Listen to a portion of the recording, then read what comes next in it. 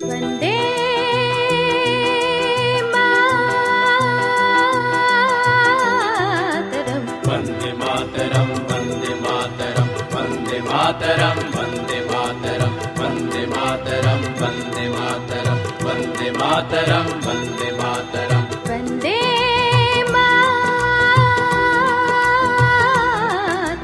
वंदे मातरम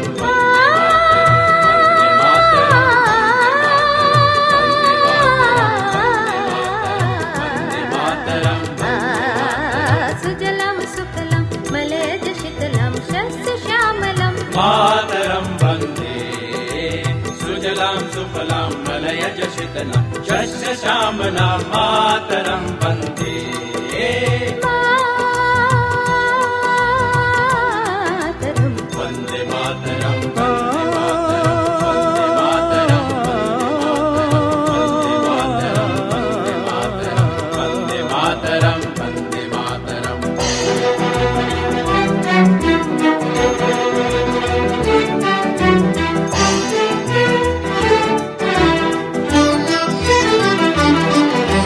શુભ્રજોત્સ્ના પુલકિતયામિનીં ફુલ્લકુસુમિતદ્રુમદલશોಭಿનીં शुभ्रज्योत्स्ना पुलकितयामिनीं फुल्लकुसुमितद्रुमदलशोभिनीं સુહાસિનીં સુમધુરભાષિનીં સુખદાં વરદાં માતરમ वन्दे मातरं वन्दे मातरं वन्दे मातरं वन्दे मातरं वन्दे मातरं वन्दे मातरं वन्दे मातरं वन्दे मातरम्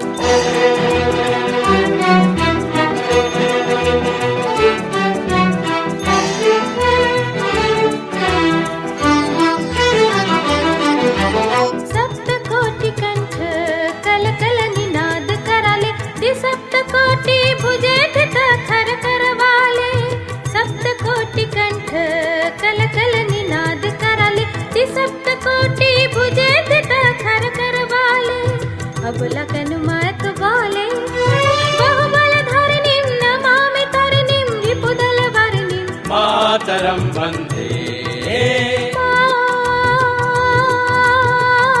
માતરમ वन्दे मातरं वन्दे मातरं वन्दे मातरं वन्दे मातरं वन्दे मातरं હાસ્ય અને જીવન દ્રષ્ટિ. હવે આનું મારે તમારી મદદ વગર નહીં ચાલે, કારણ કે હાસ્યવાળું મને ફાવે છે. તો એ જીવન દ્રષ્ટિ એટલે શું? એટલે મને હું સાહેબ નથી તમારું નાચું મારે નથી કરવાનું, એટલે ચિંતા બિલકુલ ના કરતા. આપણે સોમાંથી સો છે જે જવાબ આપે. બરાબર? પણ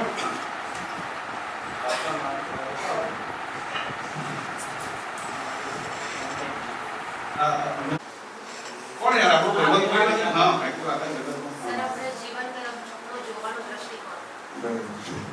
જીવન તરફનો જોવાનો દ્રષ્ટિકોણ. ઓકે, બીજું કોઈ તો બેને કેવું સરસ ફટાક પર હું જે સમજ્યો છું, હું અમદાવાદથી થોડો દૂર રહું છું, મેં અમદાવાદના ત્યાં થોડું ચલણ છે કે સાદી ભાષામાં કહીએ તો શું થાય શું ના થાય. જરાક એનાથી ઊંચી ભાષામાં કહીએ તો મૂલ્યો, વેલ્યુ સિસ્ટમ, એટલે કે શું સારું ને શું ખરાબ. એ તો બહુ કોમ્પ્લિકેટેડ પ્રશ્ન છે અત્યારના જમાનામાં, પણ આપણે આની સાહિત્યની વાત કરીએ, હાસ્યની વાત કરીએ તો પહેલો સવાલ એ આવે કે સાહિત્યની જીવન દ્રષ્ટિમાં તો શું ફેર પડે ખરો? હાસ્ય કે કોઈ પણ આપણી જીવન દ્રષ્ટિ એટલે કે આપણી વેલ્યુ સિસ્ટમ, એટલે કે આપણા મૂલ્યો, એટલે કે શું થાય ને શું ના થાય, એની આપણી જે સમજણ છે એ જો માણસ જીવતો હોય તો બદલાતી રહે. જીવતો એટલે શરીરથી નહીં, મનથી જીવતો હોય તો એ બદલાતી રહેતી હોય. તો સાહિત્યથી એમાં કશો ફેર પડે ખરો? શેક્સપિયર સુધી તમે જે વાંચ્યું હોય તે તમે વાંચ્યું હશે તો તમારી પર કંઈક ને કંઈક એની કામ ચલાવો ક્ષણિક થોડા વખત માટેની, 2 દિવસ માટેની, અઠવાડિયા માટેની કે કદાચ લાંબા ગાળા માટેની અસર થઈ ગઈ. હવે એક જ પુસ્તક બહુ બધા લોકો વાંચે.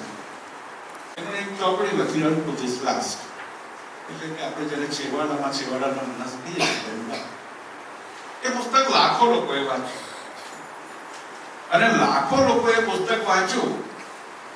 એમાં એક માણસનું નામ હતું મોહનદાસ કરમચંદ ગાંધી, અને એમને પુસ્તક બહુ વળી ગયું અને એમણે પોતાના જીવનમાં એને ઉતારવાનો પ્રયત્ન કર્યો. તો સાહિત્યનું આવું છે. લખનાર લખે છે. જ્હોન રસ્કીને લખ્યું ત્યારે ખબર નહોતી કે પોરબંદરમાં કોઈ માણસ જન્મ્યો છે અને આપણી ચોપડી વાંચીને એનું જીવન બતાવે. તો આવી રીતે આપણે જ્યારે જીવન દ્રષ્ટિ, કોઈ એમ કે કોઈ લેખક, હું રાજભાઈ આજે ઘેરથી નક્કી કરીને નીકળ્યા હોઈએ કે આજે તો બસ બીએડ કોલેજમાં જીવન દ્રષ્ટિ આપ્યા વગર પાછા નહીં આવીએ, તો એવું ના થાય. અમે લાખ જીવન દ્રષ્ટિ આપવા ઈચ્છતા અમે તો આપી શકીએ એમ નથી, પણ આપણા મહાન લેખકો લાખ જીવન દ્રષ્ટિ આપવા ઈચ્છતા હોય, પણ વાચક નક્કી કરીને બેઠો હોય પ્રતિજ્ઞા લઈને, આપણે તો નથી. તો મહાનમાં મહાન લેખક આપી દીધા. અને બીજી બાજુ મેં એવા પણ જોયા છે કેટલાક ગુરુજનો કે જેમણે કચરો સાહિત્ય, મસાલા ફિલ્મ જેવું, એમાંથી બી કંઈક જીવન દ્રષ્ટિ. તો એક ફિલ્મ તમને બહુ ગમતી હોય ને, એક ચોપડી બહુ ગમતી હોય, તમે જેમ મોટા થશો ને એમ ચોપડી મોટી થશે. તમને થોડા વખતે 2-4 વર્ષે ગાંધીજીની આત્મકથામાં એવું બહુ થાય, જેટલી વાર વાંચીને એટલી વાર થાય ચાલો આપણને પહેલા કેમ નહોતું ચડ્યું, એકદમ આપણે નહોતું ચડ્યું કે તારી ઉંમર ઓછી હતી. કોકને વિવેકમાં એવું તો ના કહેવાય કે બુદ્ધિ ઓછી હતી, એટલે આપણે એવું કે ઉંમર ઓછી હતી એટલે બુદ્ધિ ઓછી. એ તમારી જોડે મોટા થાય, તમારી જોડે ગ્રો થાય ને તમારી જોડે પિક્ચર હોય, તો એવું સાહિત્ય, સારા સાહિત્ય એ તમારી જોડે વિકસે. તમને પહેલા એમાં હાસ્યમાં પહેલા તમને ખાલી હસવું હોય. જ્યોતિન્દર દવેનો એક લેખ, મારો વિષય યાદ છે, મારે તમને કહેવું પડે ને, આપણે ગુજરાતી વક્તાઓ વિષય યાદ નહીં રાખવા માટે બહુ મુખ્યાત છે. તો જ્યોતિન્દર દવેનો એક લેખ છે, મહાભારત એક દૃશ્ય, મહાજાણીતો. આખી વાત એવી છે કે એક પારસી મહાભારત જોવા જાય છે. એક પારસી જણા અને ગુજરાતી સાહિત્યમાં જે બિન પારસી લોકો ઉત્તમ રીતે પારસી બોલી લખી શકે સાચી, એવા બે હતા, જ્યોતિન્દર દવે અને ચંચી મહેતા, જે ઓથેન્ટિક પારસી. અમદાવાદમાં તો એવું છે કે તમે ટને બદલે ટ અને દીકરાને બદલે દીકરા કરો એટલે પારસી થઈ ગયું, એવું ના હોય. પણ જ્યોતિન્દરભાઈને આવડતું. એમણે લેખ લખ્યો મહાભારત એક દૃશ્ય. આખો લેખ તમારે હસી પેટમાં આંટી પડી જાય એવો છે. મને બહુ ભલામણ છે કે તમે ઇન્ટરનેટ પરથી કે ચોપડીમાંથી શોધીને વાંચજો કે આપણે જે વસ્તુને બહુ સહજ સ્વાભાવિક ગણતા હોય એ વસ્તુ બીજા લોકોને કેવી લાગે. પારસી મહાભારત જોવા બેસે છે અને પછી એ જે ભાષામાં એની ફ્રી સ્ટાઇલમાં વાત કરે છે કે ભીમની એન્ટ્રી થાય સ્ટેજ પર, ત્યાંથી માંડીને પાંડવ આવે કે પેલો કે છે કોણ છે તો કે પાંડવ, પછી દ્રૌપદી. એટલે પારસીઓ માટે એ લોકો પતિ માટે શબ્દ આપણે માટી ગયો, 5 માટીના વચ્ચે એક જ કહ્યું. પેલો કે યાર તું મને માર પડે છે હમણાં મોકલ. પછી કૃષ્ણની એન્ટ્રી, એટલે કેવા કેમ ભૂરો પડી ગયો છે, આપણા કૃષ્ણ ભગવાનને ભૂરા પડે ઝેર બે ચલ્યું છે શું? અરે કે ના યાર આ મારા ભગવાન છે અને આટલો સૌંદર્યનો અવતાર, કે આવો અગ્નિ માણસ તમારો સૌંદર્યનો અવતાર. પછી રાસ કે આ એવા પણ છે. પછી બધી પત્ની કે પેલા 5 માટીના વચ્ચે એક બેન અને આને 100 મેરા. તમે હિન્દુઓ કે ડિવિઝન ઓફ રિપ્રેઝેન્ટેટિવ સમજેલા કે નહીં સમજેલા? આવું છેવટ સુધી ચાલે ત્યાં સુધી હાસ્ય છેવટી અઢી લીટીમાં માતા વગરની વાતો કરેલી, આપણે સામે વાળો એને જવાબમાં કેવું છે. બધા ધર્મોમાં માતા વગરની જ વાતો છે. ફરક એટલો છે કે આપણને ખાલી બીજાના ધર્મની દેખાય છે, આપણા ધર્મની નથી. આ જીવન છે. એ અઢીરેટીમાં ધર્મની સહિષ્ણુતાનો, બીજા ધર્મની વિચિત્રતાઓનો, બીજા ધર્મની વિસંગતિઓનો આપણે કેવી રીતે જોવી જોઈએ એ ખ્યાલ આપે છે. જ્યારે તમે કોઈની સામે આંગળી કીધો ત્યારે અરીસો પણ જુઓ, પણ આપણે નથી જોઈ શકતા, કારણ કે આપણે તો નાનપણથી સાંભળતા, આપણને 5 પાંડવો વચ્ચે દ્રૌપદીમાં કદી અજુગતું નથી લાગ્યું. તો જેમ આપણને એમાં અજુગતું નથી લાગતું, એવી રીતે બીજા ધર્મની આપણને જે વિચિત્રતાઓ લાગતી હોય એમાં એ ધર્મના અનુયાયીઓને અજુગતું નથી. આ ભાઈએ જેની વાત કરી સંજયભાઈએ, સહઅસ્તિત્વનું એ એકબીજાની વિચિત્ર લાગતી વસ્તુઓને નિભાઈ લેવાની, કારણ એના માટે ધર્મ એ પોતે પાળવાની વસ્તુ છે, બીજા જોડે પળાવવાની વસ્તુ નથી. આ અઢીરીટીનો વિચાર વિસ્તાર છે ને, હું બીજા એક લેખમાં કરી શકું. એ અઢીરીટી જ્યોતિન્દ્ર દવે એક ખડખડાટ હસાવતા હાસ્યલેખ છે એમાંથી આ જીવન દર્શન. અને જ્યોતિન્દ્ર દવે એવું નહોતું વિચાર્યું કે આજે તો બહુ જોરદાર ભૌતિક, મને લખનારા તરીકે એવો વિચાર આવે કે એક એવી રીતે સ્ટ્રેટ ફેસ રાખીને, સીધું મોં રાખીને લખી શક્યા હશે હવે ડાયલોગ લખતા એમને શું નહીં આવ્યું હોય એટલા બધા હિલેરિયસ ડાયલોગ હતા. પેલી મત્સ્યગંધા આવે તો કે એવન કોણ છે તો મત્સ્યગંધા તો કે આટલી બધી ગંધાય છે કે એટલે આપણને જે સામાન્ય, અરે એક તો બહુ ક્લાસિક પ્રશ્ન, બધું પતી જાય છે પછી પેલા જોતા કે યાર તું બંધ રહે ને તો માર ખોડાઈશ, મતલબ કે હા હવે નહીં. પછી નાટક પતી જાય છે કે પછી કે એમાં નાટકમાં મહાભારત કોનું? તો તમે કે એવું તો ના હોય તો આખા નાટક તો કે ભાઈ જો પારસી ભાવ પકડે કે તું ના ખબર હોય તો ના પાડ, તું ગપ્પા નહીં માર મહાભારત કોઈ ના હોય તો બનતું હશે આખા નાટકમાં નામ મહાભારત. તો આવી વાત હાસ્ય સાહિત્યની વાત કરીએ તો આપણે સૌથી પહેલું ભદ્રમ ભદ્ર આખી એનું કેન્દ્રમાં તમે જુઓ તો જીવન દ્રષ્ટિની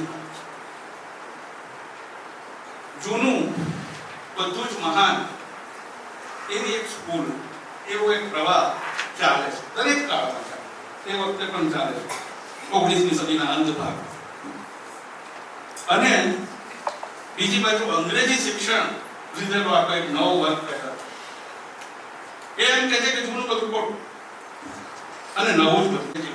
અંગ્રેજી શિક્ષણની જે વિચારતા ગુજરાતી બહુ સુંદર છે, પણ એમને ગુજરાતીના નામે જે અંતિમ વાત ચાલે છે એ એક તો ખાસ કરીને મનસુખ રામ ત્રિપાઠી, એમના વિશે બહુ જાણીતી રમૂજ એવી છે કે મનસુખ રામ ત્રિપાઠીની તમે જોડણી લખો તો મન પછી વિસર્ગ કોલમ, એટલે એમના વિશે એવું કહેવાતું હતું, અતિશયોક્તિ હશે પણ સાચું હોઈ શકે.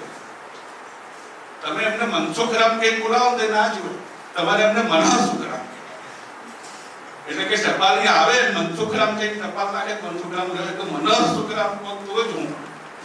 તો આવી જે એક અંતિમ વાદ હતો ભાષાના નામે, રમણભાઈ નીલકંઠે ભાષા તો એક ટૂલ તરીકે મૂળ એમનો પ્રહાર હતો જૂનવાણી જીવન દૃષ્ટિ, જે નવાનો સ્વીકાર કરવા જ નહોતી માંગતી, જે એવું માનતી હતી કે જૂનું એટલું જ સારું.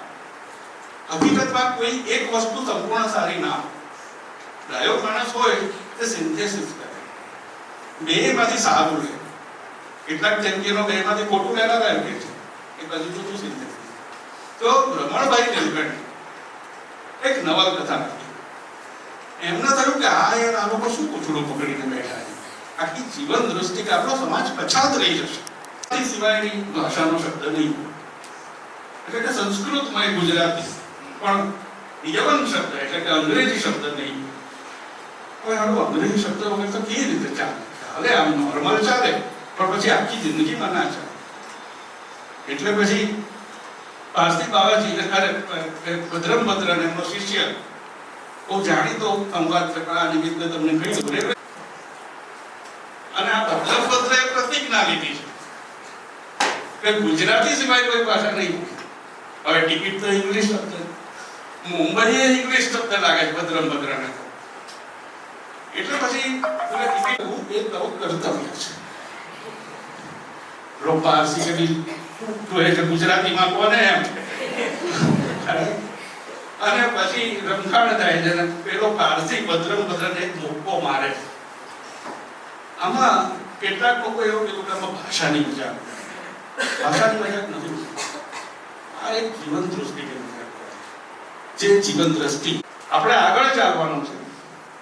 પાછળ જે બોધપાઠ મળ્યો છે, પાછળ જે અનુભવો છે એને સાથે લઈને ચાલો. એને અવગણવાની વાત નથી, પણ પાછળ જોઈને નથી ચાલો. પાછળ જોઈને ચાલીએ તો શું થાય એ નાના છોકરાને ખબર પડે, પણ હવે છે ખાલી નાના છોકરાને જ ખબર પડે, મોટા છોકરાઓને નથી.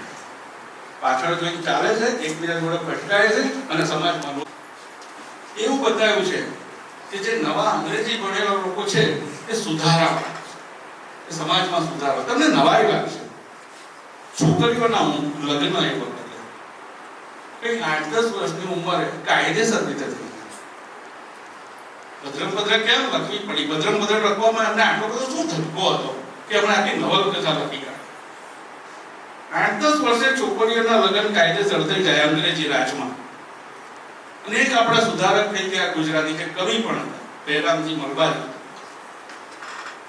અને આ કાયદો હતો ત્યારે બંગાળમાં એક નાની છોકરીનું એક મોટી ઉંમરના પુરુષ સાથે પતિપાહું કરવા ગયા એટલે મૃત્યુ થયું.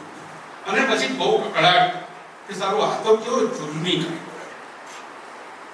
તો છોકરીની લગ્નની સંમતિ હોય 8-10, હું એક્ઝેક્ટ ભૂલી ગયો, પણ 8-10 ને બદલે એમાં 2 વર્ષ કે 3 વર્ષ વધારવાની એક ચળવળ ચાલી કે છોકરીનું લગ્ન 8-10 વર્ષે નહીં, 12 વર્ષે, 13 વર્ષ, 12 વર્ષ.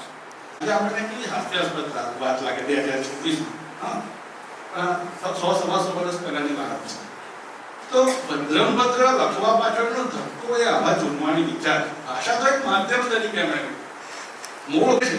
મેં કીધું કે જીવન દ્રષ્ટિ કે જીવન દર્શન કોઈ એક વસ્તુ નથી.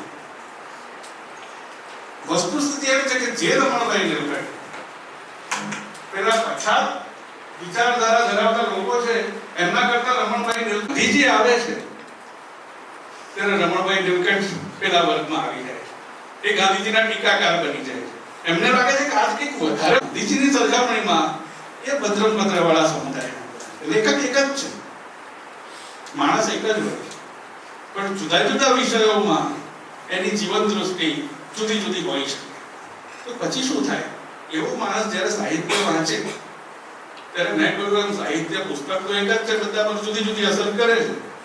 તો પછી થઈ જાય છે બુફે ડિનર. બધી વેલ્યુઝ પડી છે પુસ્તકમાં. રસોઈ કરનારાએ, રાંધનારાએ, લેખકે ચોપડીમાં બધું મૂકી આપ્યું, એને જે આપવું હતું તે. પણ હું તો બુફે ડિનરમાં ખાલી પ્લેટ લઈને નીકળ્યો છું. હું એટલું જ લઈશ જેટલું મને ભાવે. એટલે સાહિત્યમાં ગમે એટલી જીવન દૃષ્ટિ હોય, છેવટે આપણે એમાંથી આપણને ભાવતું રહી જઈએ છીએ. આપણામાં જે હોય અને આપણે જેના માટે ટેકો શોધતા, બહુ જ બધી વસ્તુ એવી હોય છે કે આપણે અમુક વસ્તુ માનતા હોઈએ, પણ એવું થાય કે કોઈ મોટો માણસ આને એન્ડોર્સ કરે કે ના, તમે માનો છો ને સાચું છે. તો ઘણીવાર સાહિત્યમાંથી આપણને આપણી જે જીવન દૃષ્ટિ હોય એને અનુકૂળ વાતો આપણે વીણી રાખતા. જીવન દ્રષ્ટિ કરતા વધારે બેસિક એક વસ્તુ છે પ્રકૃતિ. એના માટે સરસ શબ્દ છે સ્વભાવ. હવે સ્વભાવ શબ્દ આપણે એટલી બધી નોર્મલી ને નેચરલી બોલીએ છીએ કે એનો અર્થ મિસ કરી છે. સ્વભાવ એટલે સ્વભાવ, એટલે કે તમારો પોતાનો એક જે સ્થાયી ભાવ છે એ સ્વભાવને તમે થોડોક બદલી શકો, પ્લસ માઇનસ થોડોક કરી શકો, આખે આખો ના બદલી શકો. એટલે સ્વભાવ એક એવું શર્ટ છે કે જે તમે કાઢી શકતા નથી, એની ઉપર કોટ પહેરી શકો, એટલું થઈ શકે. તો બહુ જ બધું સાહિત્ય કે બહુ જ બધી જે જીવન દૃષ્ટિ વાળી વસ્તુ છે. તમને થાય છે કે મારે તો જોરદાર જીવન દૃષ્ટિ કેળવી જ નાખવી છે બસ, પણ એમાં તમને તમારો સ્વભાવ નડી શકે. એ સ્વભાવ ઉપર તમારે પહેલા કામ કરવું પડે. તમે પરંપરાગત માનસિકતાથી વાંચો તો જ્યોતિન્દ્રનું મહાભારત પારસીની દ્રષ્ટિએ વાંચીને તમને એમ થાય કે આ હિન્દુ દેવી દેવતાઓનું અપમાન છે. પછી ખબર પડે કે નથી ભાઈ, એ છેલ્લે અને એમાં પ્રગટ કરી આપણી જીવન દૃષ્ટિ. દાખલા બહેનોને કામ કે ઘરના પુરુષો બહેનો જોડે કેવું હતા, જીવન દૃષ્ટિનો સવાલ. અને એ આપણને હાસ્ય સાહિત્યમાં સૌથી મોટું ગુનેગાર છે. બહેનો પ્રત્યેના વલણમાં મારા બહુ જ બધા પૂર્વસૂરીઓ પ્રોપર પાકા ગુનેગાર છે, કારણ કે એમણે પત્નીઓને હાસ્યનું પાત્ર બનાવ્યું છે. અમારા શ્રીમતીજી આમ, અમારા શ્રીમતીજી જાડા, અમારા શ્રીમતીજી બુદ્ધિ વગરના, અમારા શ્રીમતીજીને ખબર ના પડે. કેમ ભાઈ તમારી શ્રીમતીજી હાસ્યલેખ નથી લખતી એટલે એ હમણાં ચાલુ કરશે તો ઉભા રહેવાનું ભારે નહીં. બરાબર છે. આ સંજોગોમાં હાસ્યમાં આવી દૃષ્ટિ સ્ત્રીઓ પ્રત્યેની, સ્ત્રીને એક સરસ, જો અમે એવું છે કે સ્ત્રીના પુરુષે ઇક્વલ થવાની જરૂર નથી. બે પોતપોતે જે છે એ જ થવાની જરૂર છે, અને બે સ્વતંત્ર વ્યક્તિ તરીકે પોતાનું અસ્તિત્વ છે એ યાદ રાખવાનું છે. સ્ત્રીઓને મોટે ભાગે રહેતું હોય છે, બિચારા પુરુષો ભૂલી જાય છે સ્ત્રીઓ પણ એક માણસ છે, એટલે એ પછી જરા આખી જુદી રીતે બધું જુએ. તો એક બહુ સુંદર પુસ્તક, બહુ સુંદર નવલકથા છે. આપણું જૂનું સુરત છે ને જોરદાર. આવું એમને ક્યારે થયું 1920માં, 25માં, 30માં કે જૂનું સુરત જોરદાર હતું, અને એ બધું હવે ભૂંસાઈ ગયું. તો યાર આપણે બધું છે ને કોઈક રીતે કેપ્ચર કરી લઈએ, જીવી લઈએ. એ બધું વિડીયો કેમેરા હતા નહીં, અને પછી એમાં એમને જે જીવ્યું છે ને એ જીવન દ્રષ્ટિથી ભરપૂર છે. તમે વિચાર કરો, એમાં એક પાત્ર આવે છે પુત્રવધુ. પુત્રવધુનું પાત્ર એવું છે કે અભાન અવસ્થામાં પણ માથેથી સાડીનો છેડો સરકવા ન દે. અને એ ઘરમાં તો સસરા છે ઉંમરના, એટલે તો 24/7 સાડીનો છેડો માથે જ જોઈએ. પણ ઉત્તરાયણ, અને ઉત્તરાયણનું જે વર્ણન છે, ઓહો, એટલે એ વાતની વખતે મને ખબર નહોતી કે જીવન દ્રષ્ટિ કહેવાય. આ ડાયરેક્ટ બીજી વાત છે. આપણે કહ્યું ને, હું વિચારવા બેઠો કે સારું, તો મેં કીધું આ તો જીવન દ્રષ્ટિનો ભાવ છે. ઉત્તરાયણ, સુરતની ઉત્તરાયણ કેવી? તો કે બહુ આમ થાય, બહુ તેમ થાય, બહુ દોરી ચડે, બહુ પતંગો કપાય, બહુ મજા આવે. અથવા તો અત્યારે કે બધા છાપા ધંધો કરે છે, આટલા કરોડની પતંગો વેચે, આટલા કરોડનું ઊંધિયું વેચે, કેમ જાણે બધા એમને એમ કહી જતા હોય તો અમારો વકરો નોંધી લેજો એમ. એ જીવન દ્રષ્ટિ નથી. એ પ્રકરણ ધંધુભાઈ મહેતાએ લખ્યું છે, અને એમાં એક દૃશ્ય છે. આમ હું એ દૃશ્યને વાંચતા જોઈ શકું. જેટલી વાર વાંચ્યું એટલી વાર મેં જોયું છે કે વૃદ્ધ સસરા પતંગ ચડાવે છે, અને પતંગ ચડાવવામાં મશગુલ છે, અને પુત્રવધુ ખિડકી પકડી. તો ઇમેજિન કરો, જે પુત્રવધુ માથેથી સાડીનો છેડો સરકવા નથી દેતી, તે દિવસે હાથમાં ખિડકી સાથે એનો નીકળી ગયો છે છેડો, ને હવામાં ફર ફરે છે, અને વૃદ્ધ સસરા પતંગ ચડાવે. એક તહેવાર શું કરી શકે? જે બહેરામજી મલબારીઓને જે કરવા માટે ઝુંબેશો આદરવી પડી કે ભાઈ પુરુષો સ્ત્રીને બરાબરની માણસ ગણતા થાય, જે સમાજ માટે થોડીક ક્ષણો માટે સુરત જેવા શહેરમાં ઉત્તરાયણ નામનો તહેવાર, તો એ તમને એક એવી દૃષ્ટિ આપે છે કે આ તહેવારોનું મૂળ પ્રયોજન શું હશે? અથવા મૂળ પ્રયોજન આપણા બધામાંથી બહુ વૈજ્ઞાનિક કારણો શોધવા નહીં, કે ના ના આપણું તો બધું વિજ્ઞાન તો ના, બધું ટ્રેડિશનમાંથી આવ્યું હોય. પણ મૂળ જે હોય તે રહેતે હું અમદાવાદમાં આવા દ્રશ્યનું વર્ણન ના કરી શકું. સુરતમાં એક પુત્રવધુ માથું ખુલ્લું છે અને સસરાની ખિડકી પકડીને ઊભી છે, અને સસરો પતંગ ચડાવે છે, એ વિમેન એમ્પાવરમેન્ટનો ભાવ છે. અને એ હાસ્યથી આવે છે. ચંદ્રુકલાલે જે આખો પ્રસંગ લખ્યો છે એમાં હાસ્ય નથી, તમને હસવું આવે, પણ એની જે હળવાશ છે, આખું બેકડ્રોપ છે, આગળ પાછળનો સીન છે, અને એમાં જે આ વાત આવે છે ત્યારે દુનિયામાં તો આમ જ ચાલે. આપણે રસિક એવું ઉદાર હાસ્ય, એ અંગત જીવનમાં ઉદાર હોય બિલકુલ જ જરૂરી નથી. એટલે એ પાછી તમારે લેખકના માણસને જુદા પાડવાના અને એમનું મૂલ્યાંકન જુદું કરવું. બીજો પ્રકાર છે વ્યંગ કાપનો, જે મારા જેવા જેને વાંધો પડે કે આવું છે એનું. એકવાર એમને કોઈ મેડિકલ બિલ પાસ કરાવવામાં એમને 6 મહિના થઈ ગયા. ઓફિસ પ્રત્યેનું અંતર તો કેપેસિટી કેટલું જલ્દી, તો એ હાસ્યકાર છે એટલે એમને ખીજ તો ચડી, પણ પછી એમને એ ખીજને આ સુદામાનો પેન્શન કેસ નામના હાસ્ય લગાડી. આ એમની ભટ્ટ આપણા બીજા બહુ જાણીતા હાસ્ય એમનું એક પુસ્તક છે વિનોદની નજરે. જીવન દ્રષ્ટિની રીતે બધું જોવાનું, કારણ કે એમણે એમના સમયના એટલે એમણે બધા આપણા નામો વિશે એટલા બધા નકરાળા અંદાજમાં લખ્યું કે કેટલીક વાર તો થોડા એમને વાંધો પડી અને પડ્યો બી ખરો. એટલે એક તમને ઉદાહરણ આપો, આ યાદ રાખવા જેવું નથી. એમની પ્રતિષ્ઠા થઈ અને એ બિલકુલ એમાં માનતા પણ હતા ગરમ સ્વભાવના. એટલે એકવાર રિક્ષાવાળા જોડે ભાડાની માથાકૂટ થઈ તો એમણે ઈંટ ઉપાડી હતી મારવા માટે. એટલે વિનોદભાઈએ લખ્યું કે વિશ્વ શાંતિના કવિએ રિક્ષાવાળા જોડે ઈંટ ઉપાડી હતી. ઉમાશંકર જોશી વિશે એમણે જે આખી વાત લખી એમાં આ એક વસ્તુ પણ એમણે લખી. એનાથી કેટલાક લોકો બહુ નારાજ થયા અને પછી ઇવેન્ચ્યુઅલી કદાચ શું ઈચ્છનીય છે અને શું અનિચ્છનીય છે, શું અનિષ્ટ છે અને શું સારું છે, શું સાચું છે અને શું ખોટું છે, આ સમજવામાં વિકસાવવામાં આખું જીવન નીકળી જાય છે. આ છે જીવન દ્રષ્ટિ, પણ એનાથી મોટું છે જીવન.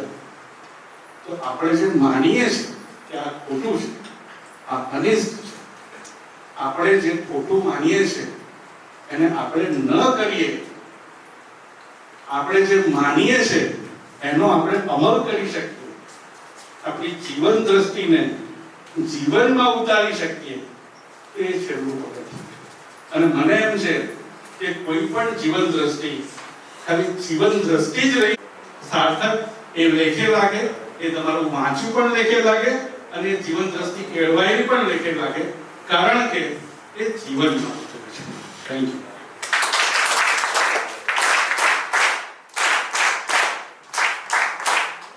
નીલકંઠ, રતિલાલ બોરીસાગર, રવિભાઈ અને ઉમાશંકરભાઈ સૌના સાહિત્ય અને જીવન દૃષ્ટિ વિશે ખૂબ સરસ વાત કરી. ગુજરાતી સાહિત્યમાં હાસ્ય અને તેનાથી જીવન દૃષ્ટિ વિશે આપણે વાત જોઈ. દિવસ પણ છે અને જન્મ જયંતિ પણ છે આજે. અને શિવાજી મહારાજ માનતા કે વ્યવહાર કોશ પણ એક તૈયાર કરાવેલો અને એ પુસ્તક દ્વારા મરાઠી ભાષાનો શબ્દકોશ વધુ લોકો સુધી પહોંચી શક્યો હતો. એવું કેવી રીતે જોઈએ છીએ એ વખતે પણ કવિઓએ એમને જોયા છે અને ખાસ તો વીર રસ માટે જે પ્રખ્યાત છે એવા ઝવેરચંદ મેઘાણીજી, જેમણે આ વ્યક્તિત્વને કદાચ માણ્યું હશે, વીર રસને જોયું હશે અને પછી એમની કલમેથી કંઈક ફૂટ્યું હશે, એવા શિવાજીના હાલરડા માટે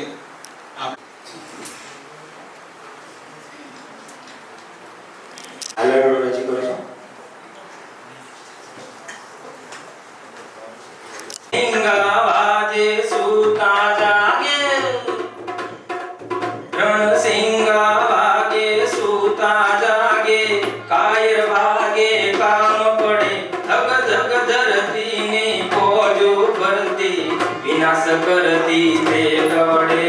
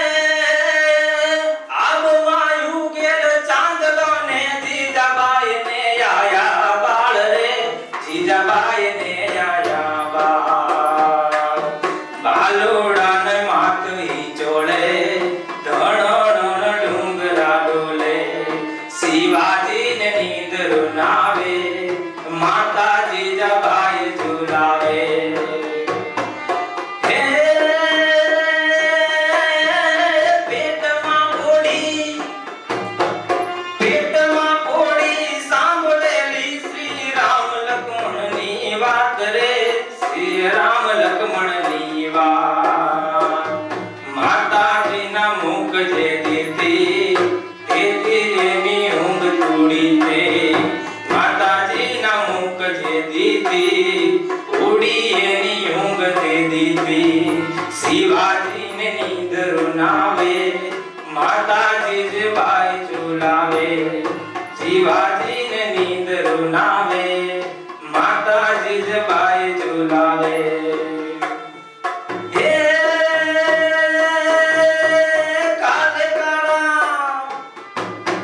કાલે કાળા યુદ્ધ કેલાશે. હે કાલે કાળા યુદ્ધ કેલાશે. સુવાટાણું ક્યાંય ના રહેશે, સુવાટાણું ક્યાંય ના રહેશે. હે ફોડી લેજો મારા, ફોડી લેજો મારા બાળ, ફોડી લેજો પેટ ભરીને યાદ રે, તમે પેટ ભરીને યાદ. કાલે કાળા યુદ્ધ ખેલાશે, સુવાટાણું ક્યાંય ના રહેશે. શિવાજીને નીંદર નાવે, માતાજી જવાય ઝુલાવે. હે ધાવજો મારા, ધાવજો મારા પેટ ધાવી લેજો ધ્રુવી, તમે યાદ રે, તમે ધ્રુવીને તે યાદ. રેસે નહીં રણ ગેલુડા, ખાવા મોટી ધનની વેળા. રેસે નહીં ધન ધુનીરા, ખાવા મોટી ધનની વેળા. શિવાજીને નીંદર નાવે, માતાજી જવાય ઝુલાવે. શિવાજીને નીંદર નાવે, માતાજી જવાય ઝુલાવે. હે પેરી ઓઢી લેજે, પેરી ઓઢી લેજે પાતળા રે પીળા લાલ પીરોજી ચીર રે, પીળા લાલ પીરોજી ચીર. કાયા તારી લોહી વેરાશે, ઢાંકણથી ઢાલ નોતાશે. કાયા તારી લોહી માનાશે, ઢાંકણથી ઢાલ નોતાશે. શિવાજીને નીંદર નાવે, માતાજી જવાય ઝુલાવે. શિવાજીને નીંદર નાવે, માતાજી જવાય ઝુલાવે.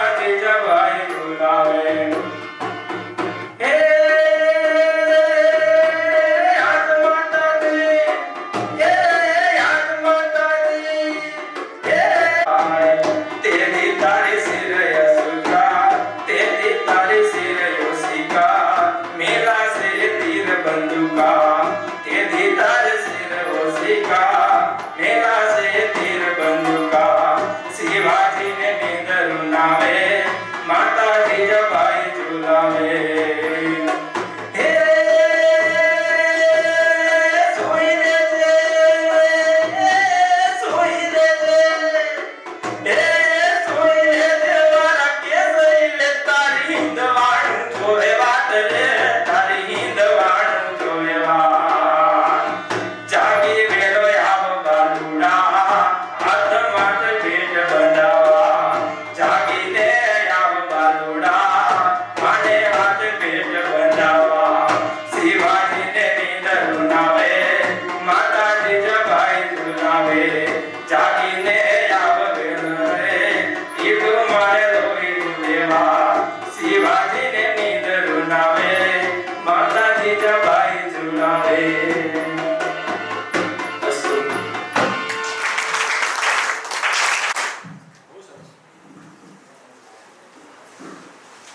મને સાહેબ કહેતા હતા કે આ જેમણે બનાવ્યું છે ને સરસ બનાવ્યું અન્ય છોકરાઓએ જાતે બનાવ્યું ત્યારે તમને આભાર થયા તમને કોંગ્રેચ્યુલેશન આ બહુ સરસ બનાવ્યું છે જેમણે પણ બનાવ્યું છે અને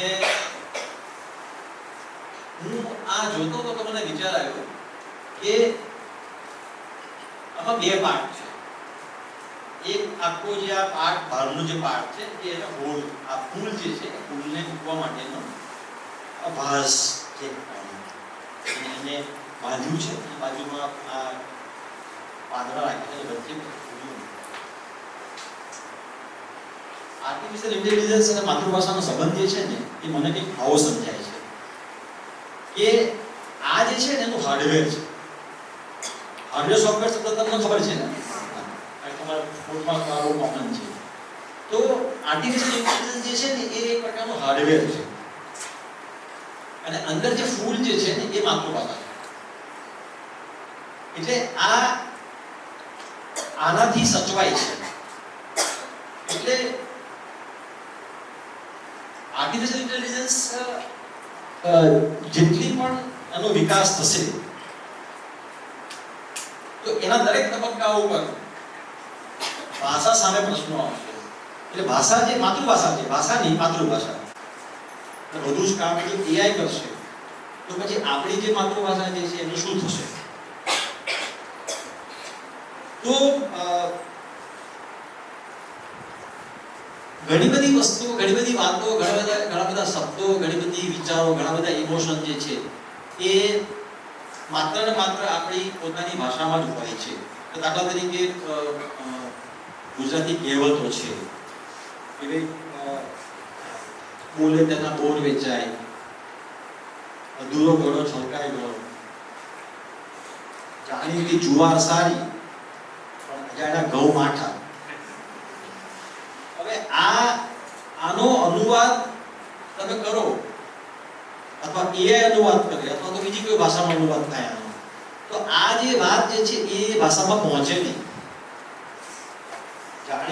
જાણીતા જુવાર સારા અને અજાણ્યા ઘઉં માઠા આ વાત જે છે એની અંદરનો જે ભાવ જે છે ભાવ માત્ર આ માતૃભાષામાં જ તમે કહી શકો આને તમે એઆઈ જ્યારે અનુવાદ કરે અથવા એઆઈ માં વસ્તુ આવે તો એ ન પહોંચે અથવા દાખલા તરીકે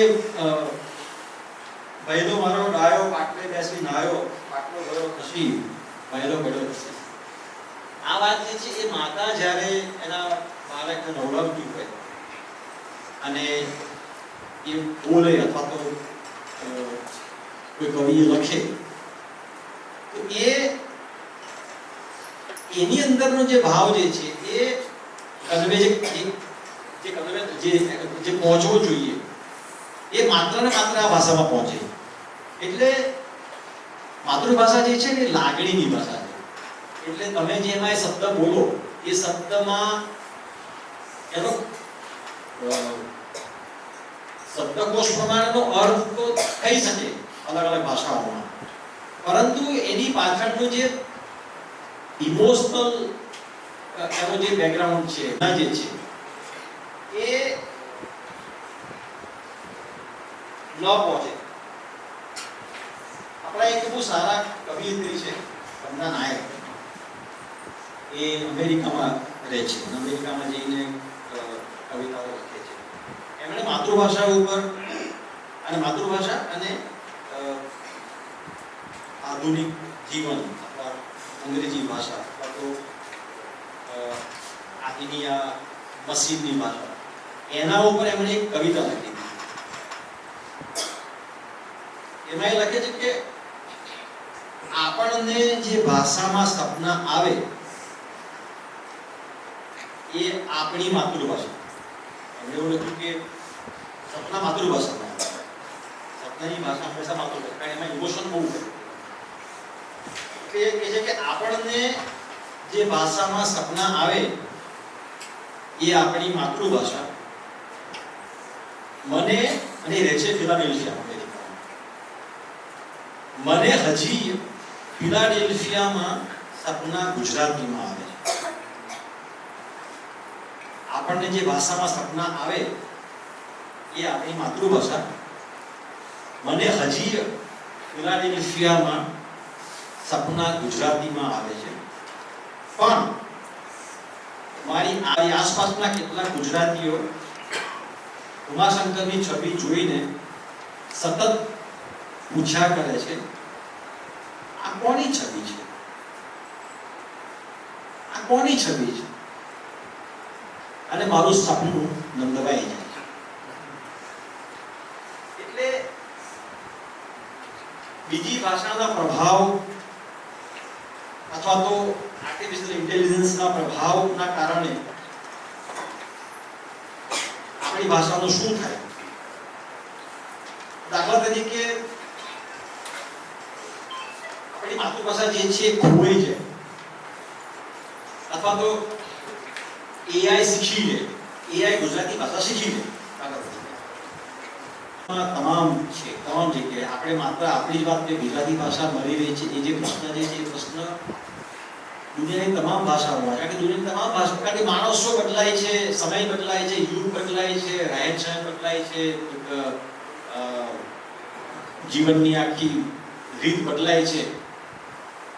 એમ ભાષા બદલાય પણ છે અને ભાષા મરે પણ છે. એટલે ભાષાનો મરવાનો જે પ્રશ્ન જે છે એ દુનિયામાં તમામ જગ્યાએ છે. એટલે ધારો કે આર્ટિફિશિયલ ઇન્ટેલિજન્સ ભાષા શીખી લે અને આપણી ભાષા જે છે એ મરી જાય તો અલ્ટિમેટલી કઈ ભાષા બચશે?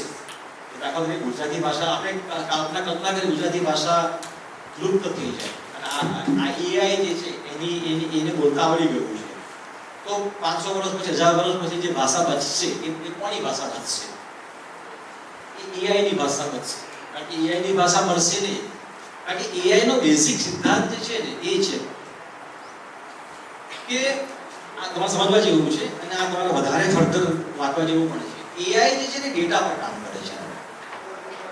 અત્યારે એઆઈ સેફ એટલા માટે હજુ લાગે છે કે એમાં જેટલો ડેટા હશે એ પ્રમાણે કામ કરશે. પણ એ બહુ ઝડપથી બદલાઈ રહ્યું છે કારણ કે એઆઈમાં બહુ સ્પીડમાં કામ થઈ રહ્યું છે.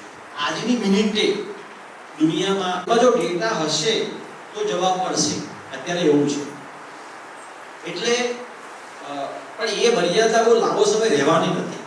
કારણ કે અલ્ટિમેટલી એઆઈ નો મૂળ ઉદ્દેશ એ જ છે કે એ સ્વતંત્ર રીતે વિચારી શકે. એટલે આર્ટિફિશિયલ ઇન્ટેલિજન્સનો મૂળ મુદ્દો જે છે આખો, અને એક બીજો પણ એક આમાં જોડાયેલો વાત એ છે એઆઈની સાથે કે કોઈક એવો પ્રશ્ન થયો કે જેમ તમારે ઉત્ક્રાંતિ ભણવાની આવતી હશે, ઇવોલ્યુશન, રાઈટ? માણસનું ઇવોલ્યુશન, જીવનું ઇવોલ્યુશન જે થયું, માણસ છે કે મનુષ્યની પહેલાની જે પ્રજાતિ હતી એ આ પ્રકારની પ્રજાતિ હતી. પૃથ્વી ઉપર 7 પ્રકારની પ્રજાતિ હતી મનુષ્ય જેવી, એમાંથી 6 લુપ્ત થઈ ગઈ, એક બચી, એ અત્યારે ચાલે છે. એના પહેલાની જે અલગ અલગ જીવો હતા તો આપણે સામાન્ય સ્ટોરી એવી છે કે પાણીમાંથી એક જીવ પેદા થયો અને હજારો વર્ષો, લાખો વર્ષો સુધી એ જીવ જે છે પાણીમાં જ રહ્યો. પછી એ પાણીથી બહાર નીકળીને જમીન ઉપર આવ્યો, જમીન ઉપર પછી એનો વિકાસ થયો, એમાંથી અલગ અલગ પ્રકારના જીવો થયા. આપણે ચાલતા થયા છે, બે હાથ, બે પગ છૂટા કરીને એને હાથ બનાવ્યા, પછી હાથ કારણ કે એ પ્રકારની જરૂરિયાત ઊભી થઈ આપણને. એ 2 પગથી ચાલી શકતું હોય તો આની ક્યાં જરૂર છે? એ 2 જે એક્સ્ટ્રા કર્યા તો ઇવોલ્યુશન એવી રીતે થાય છે કે જરૂરિયાત પ્રમાણે જેમ જેમ નવી ચેલેન્જીસ આવે એ પ્રમાણે. તો એ બહુ લાંબા સમય સુધી ચાલે, આપણે જોઈ શકતા નથી. તો એવો પ્રશ્ન થાય કે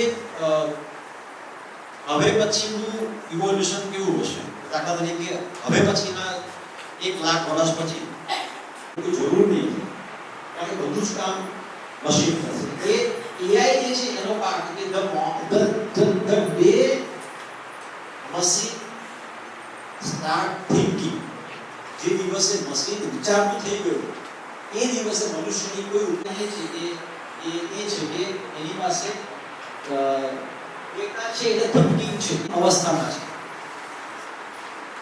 એટલે એની સૌથી મોટી ચિંતા આપણી અત્યારે એ છે કે જ્યારે જેમ અંગ્રેજી ભાષા આવી થઈ અંગ્રેજી ભાષા આવી એની ચિંતા આપણને હતી અંગ્રેજી ભાષામાં ગુજરાતી ભાષાનું શું થશે, અને એ ચિંતા આજે પણ છે. આપણે તો એ ચિંતામાંથી બહાર આવી પહેલા કે એ આવ્યું એટલે એમાં હવે આપણે જે મેં પહેલા વાત કરી કે ડેટા જે છે ડેટા કેવી રીતે આવશે, ડેટા જનરેટ થશે કેવી રીતે? તો માતૃભાષામાં જેટલું કામ થશે એ ડેટા જનરેટ થશે. તમે ખાલી એક એક્ઝામ્પલ તમે પ્રયોગ કરજો કે તમે જાતે જ તમે એક પ્રશ્ન જેમિનીને પૂછો અને કહેજો કે મને હિન્દીમાં આપો, અને તમે ChatGPT-ને પૂછો કે મને ગુજરાતીમાં આપો. બધા પ્રયોગ કરી જોજો. તમે કોઈ પણ એક પ્રશ્ન પૂછજો એને, અથવા તમે કોઈ રિસર્ચ માટે તમે એને કહેજો કે જેમિનીને કે તમે મને એને હિન્દીમાં આપો, અને એ જ પ્રશ્ન તમે ChatGPT-ને મને ગુજરાતીમાં આપો.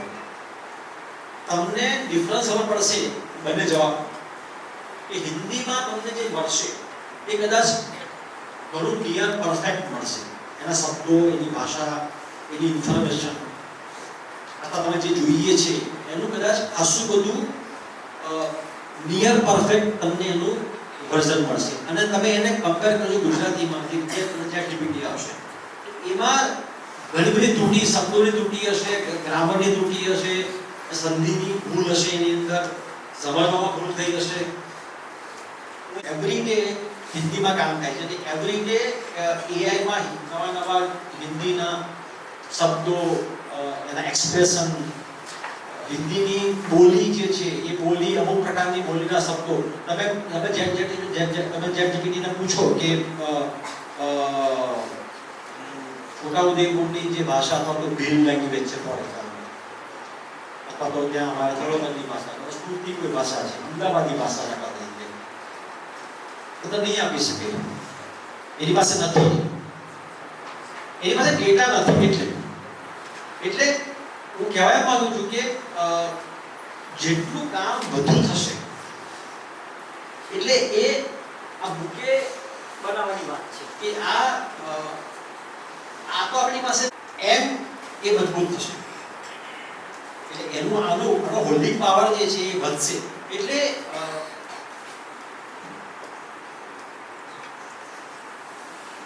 AI ના જે માતૃભાષાનો એક મર્યાદા એ છે કે એવું રિજનલ, પ્રાદેશિક અથવા તો લોકલ ભાષા છે, આપણા પૂરતી મર્યાદિત છે. એની સામે ઇંગ્લિશ જે છે એ ગ્લોબલ લેંગ્વેજ છે. એટલે એ ગુજરાતી કે અંગ્રેજી એવું નથી, ગુજરાતી અને અંગ્રેજી. કારણ કે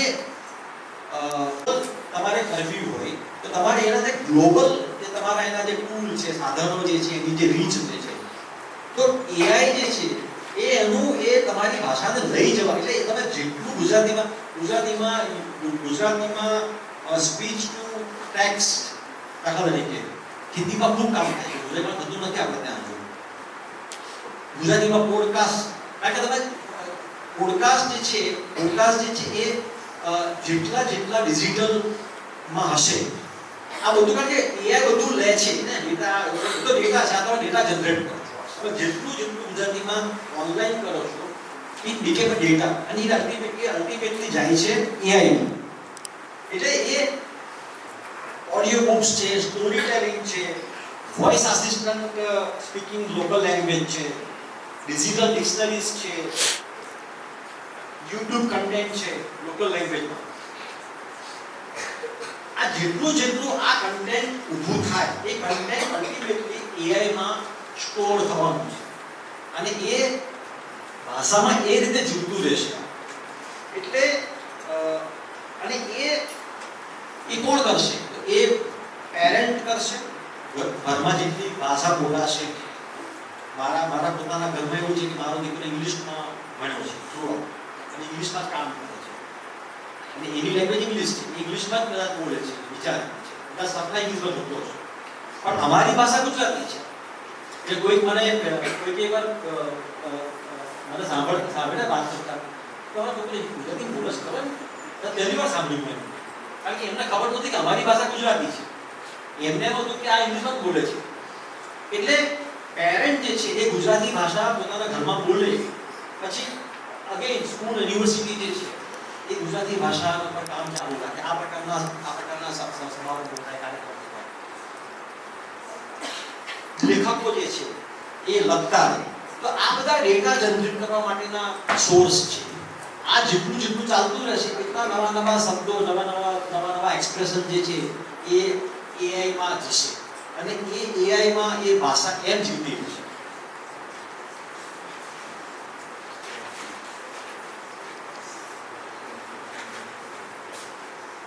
ભાષા શીખવાની આપણે AI શીખે છે ભાષા, એ આપણા માટે ખતરો નથી.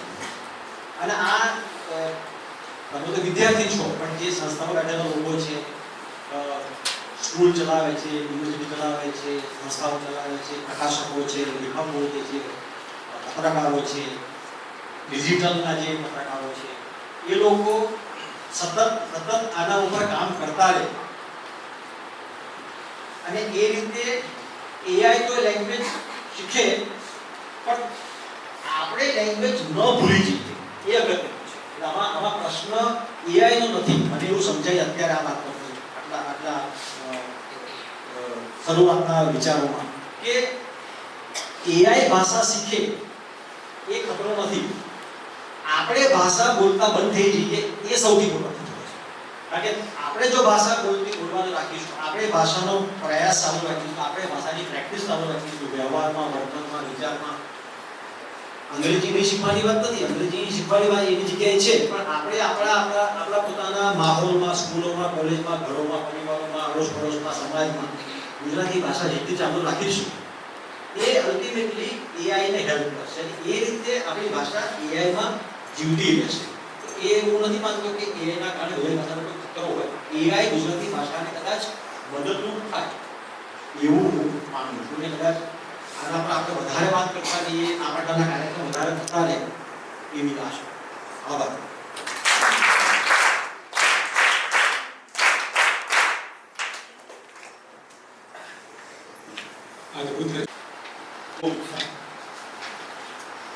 થાય કેવું કે મીઠાઈ પીરસવાની હોય ને તો કોઈ ઠરેલ માણસને આપવામાં આવે, કારણ કે માપમાં વ્યવસ્થિત પીરસવું.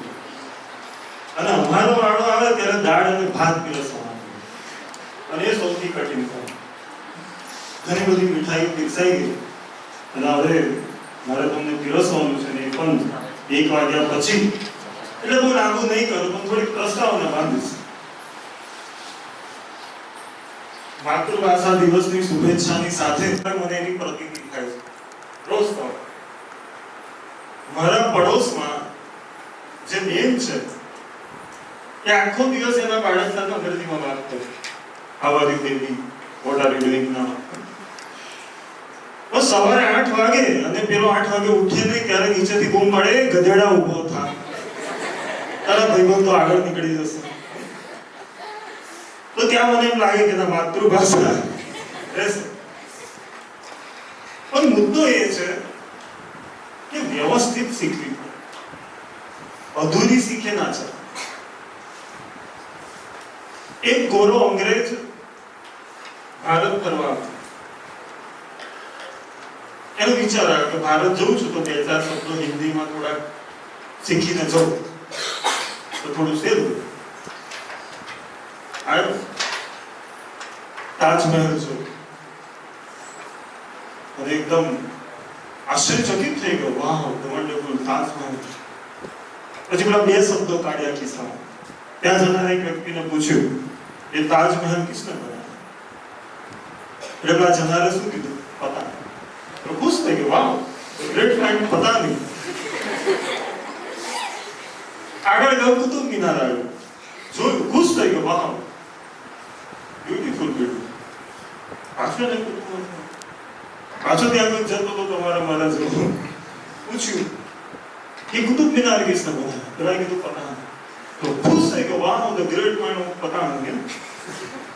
તાજમહેલ બનાવ્યા, કુતુબ મિનાર બનાવ્યા. છેલ્લે એની ફ્લાઇટ બોમ્બે થી હતી અમેરિકા જવાની, એટલે બોમ્બે પહોંચ્યો. અને ત્યાં જઈને એને ગેટવે ઓફ ઇન્ડિયા જોયું, પાછો ખુશ થઈ ગયો, વાહ. એટલે પાછો ત્યાં જનાર એક માણસને પૂછ્યું કે ये किसने बनाया? तो पिला कીધું पता नहीं. तो बोलो तो हम दंग થઈ ગયો, વાહ पता नहीं, इसको तो मैं साथ लेके जाऊंगा, इसको साथ लेके जाऊंगा. એટલે ત્યાં બેઠો અને એટલામાં ત્યાંથી કોઈના અંતિમ સંસ્કારને ઠાઠરી જતી હતી. मैं पूछूं ये किसका देहांत हो गया? पता नहीं. तो अधूरी भाषा नहीं, भाषा पूरी, માતૃભાષા પૂરેપૂરી શીખીએ પછી અંગ્રેજી આવડી જ જવાનું છે. હું સાવ ગુજરાતી શાળામાં ભણેલો વિદ્યાર્થી છોકરો એમએસ યુનિવર્સિટીમાં જઈને માસ્ટર ડિગ્રી ગોલ્ડ મેડલ સાથે કરી. ત્યાં પ્રોફેસર આવે એટલે ગુજરાતી પણ અંગ્રેજીમાં ભણાવે, સંસ્કૃત પણ અંગ્રેજીમાં ભણાવે. તો માતૃભાષાનું આપણે સન્માન કરીએ, વ્યવસ્થિત શીખીએ. અને હવે બે કવિતાનો સમય નહીં લો કે શબ્દનો સથવારો હશે તો જીવી લઈશ.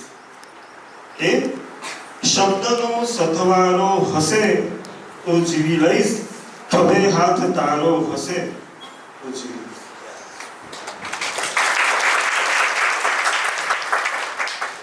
ગમ્યું મને? થોડી ડિસિપ્લિન વાળી તમે તાળી પાડતા હતા અત્યાર સુધી, એની વખતે તમે સળંગ તાળી બજાવી. કે શબ્દનો સથવારો હશે તો જીવી લઈશ, ખભે હાથ તારો હશે તો જીવી લઈશ. ને આમે ખિસ્સાઓ ભરવાથી શું થશે? ને આમે ખિસ્સાઓ ભરવાથી શું થશે? ઉપર હાથ મારો હશે તો જીવી લઈશ. કે આમે ખિસ્સાઓ ભરવાથી શું થશે? ઉપર હાથ સમજો છો ને? આમે ખિસ્સાઓ ભરવાથી શું થશે? ઉપર હાથ મારો હશે તો જીવી લઈશ.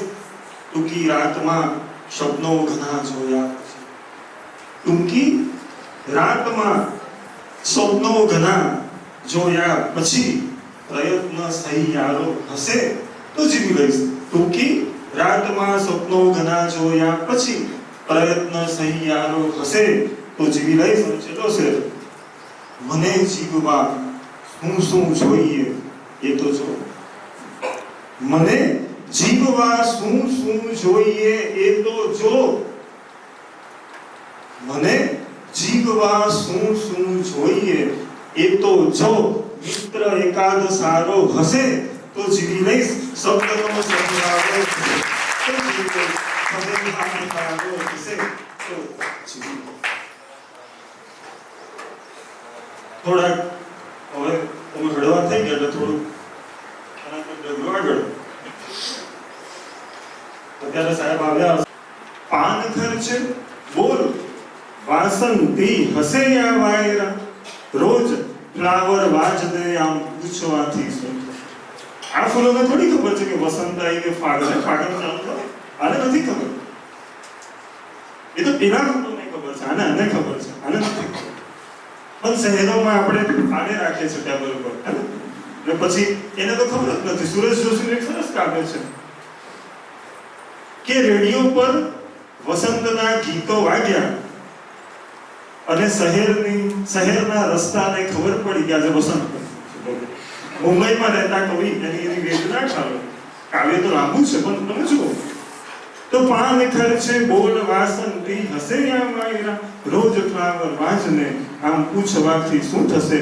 આજ ગંગા તટ જઈ તર્પણ કરી લો આ પછી, આજ ગંગા તટ જઈ અર્પણ કરી લો આ પછી ગુપ્ત ગંગા થાય તો જળ શોધવાથી શું થશે પ્રકૃતિનો અર્થ હવે સમજાવવાથી શું થશે છું હજી એ વન્ય થોડો ધન્ય તેથી આ ક્ષણ છું હજી એ વન્ય હજી આપણે નસવાડીમાં બેઠા છે હજી આપણે એવા શહેરોમાં નથી કે જ્યાં ગભરામણ થાય છું હજી એ વન્ય થોડો ધન્ય તેથી આ ક્ષણે રાગમાં આક્ષન પછી કંપોસવાથી શું થશે પ્રકૃતિનો અર્થ હવે સમજાવવાથી શું થશે એક ગમલામાં પુષ્પન વાવવાથી છેલ્લી એક રચના નથી કોઈ એવું ના કહેતા કે સાહેબ આદર્શ તરીકે રામની જગ્યાએ રાવણને મૂકી દીધો એમ નથી સમજો કે ચાલો રાવણ રાવણ રમીએ ચાલો રાવણ રાવણ રમીએ કેમ તો કે રામ રામ રમતા રમતા આવે છે વનવાસ કે રામ રામ રમતા રમતા આવે છે વનવાસ વનમાં આવે વસંત વર્ષા સીતા નહીં પાસ એવા ખેલમાં મોજ પડે શું નહીં રાખવી યાસ ચાલો રાવણ રાવણ રમીએ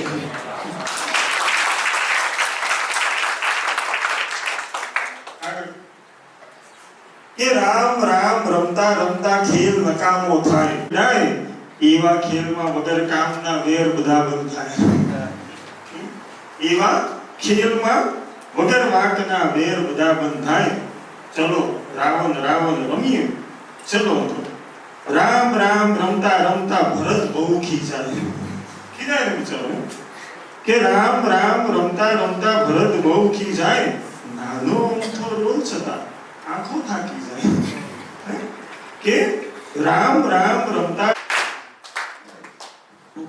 ધન્યવાદ વિજયભાઈ, ખૂબ સરસ કવિતાઓ આપે રજૂ કરી. અમારા તાલીમાર્થી અનિલભાઈ પણ એક કવિતા રજૂ કરવા માંગે છે, તો અનિલભાઈને વિનંતી કે તેઓ આવશે અને કવિતા રજૂ કરશે.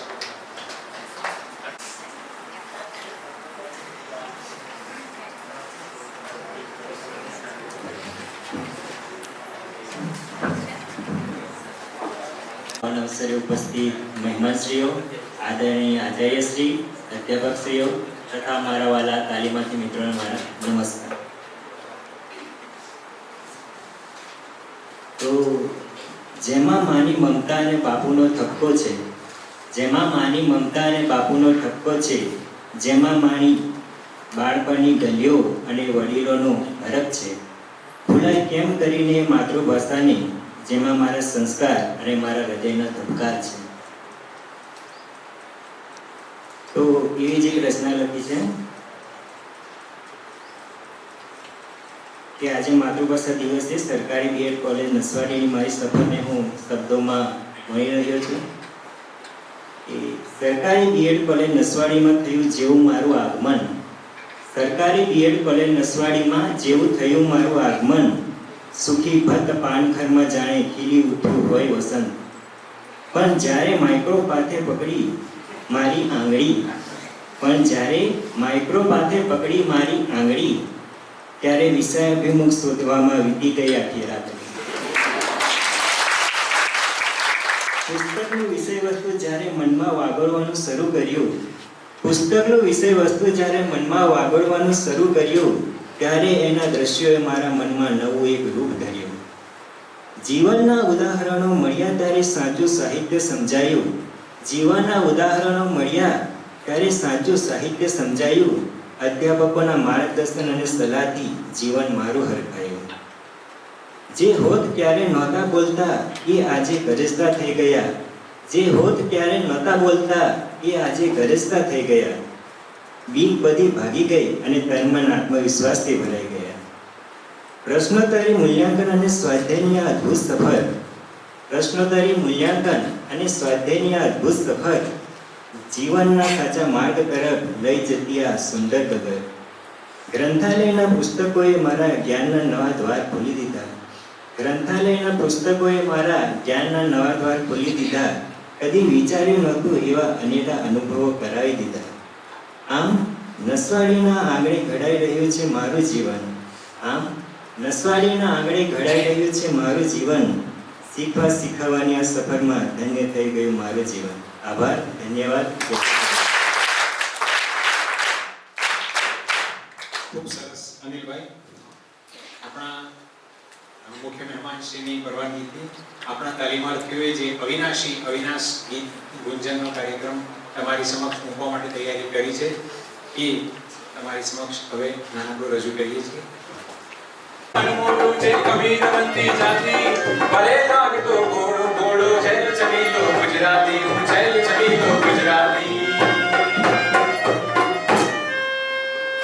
એ રંગલો જાગ્યો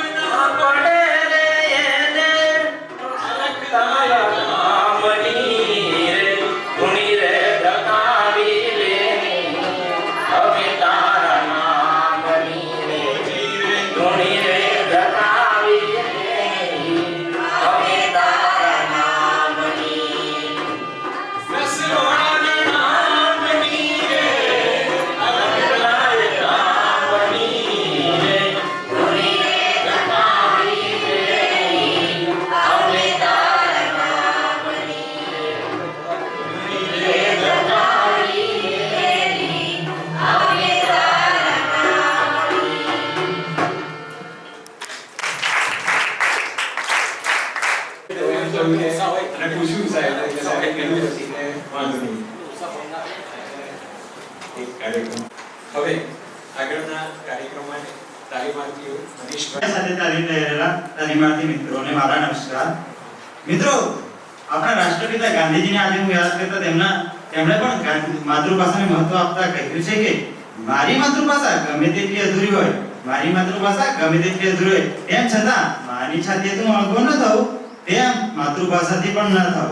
મારા જીવનને ઘડનારું તું મને બીજે તેના સિવાય ક્યાંથી મળે. મિત્રો, આ ગાંધીજીના આ વિચારોને આજે મેં શબ્દદેહ સાર્થક કહેલા અહીં માણ્યા છે. અહીં માતૃના કાર્યક્રમ તરીકે મારા પ્રત્યે અનેક ગણું વધી ગયું છે. આ કાર્યક્રમની શરૂઆતમાં દીપ પ્રાગટ્ય દ્વારા મહેમાનશ્રીઓ દ્વારા સરસ રીતે કરવામાં આવ્યા કાર્યક્રમની શરૂઆત. ત્યારબાદ એક લેખક છે પછી તેમના વર્તમાન પત્રમાં લેખો પણ આવતા રહે છે. તેમણે ખૂબ સરસ પોતાના વિચારો રજૂ કર્યા અને તેમણે સાહિત્યનો જીવન દ્રષ્ટિ પર પ્રભાવ, જીવન દ્રષ્ટિ એટલે શું તેના વિશે પોતાના વિચારો રજૂ કર્યા. સર, મારો જીવન દ્રષ્ટિને અનુલક્ષીને એક વિચાર હતો. જેમ કે મેં અંગતનો પગ હરેશ ધોળકિયા પુસ્તક વાંચ્યું છે. તેમાં બે શિક્ષકોની વાત આવે છે, દવેસર અને શાહ સર. એમાં જે દવેસર છે એ મહત્વાકાંક્ષાને અનુલક્ષી છે અને શાહ સર છે એ પ્રજ્ઞાને અનુલક્ષી છે. તો હું શાહ સરની જેમ પ્રજ્ઞાવાન બનવું જોઈએ કે દવેસરની જેમ આધુનિક યુગની સાથે મહત્વાકાંક્ષાને મહત્વ આપવું જોઈએ. તમારું નામ શું?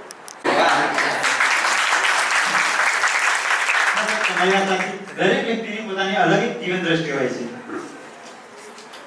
તેમણે ખૂબ જ સાહિત્યમાં ઊંડું કામ કર્યું છે અને ત્યારબાદ